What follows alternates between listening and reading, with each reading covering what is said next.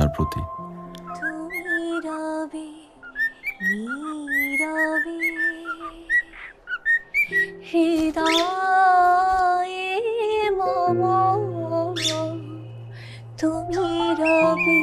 এর 3-4 দিন পর হঠাৎ অনন্যার নাম্বার থেকে হোয়াটসঅ্যাপে একটা ভিডিও এলো ফোনে।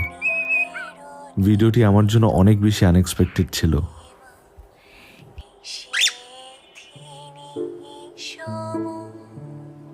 Thank you.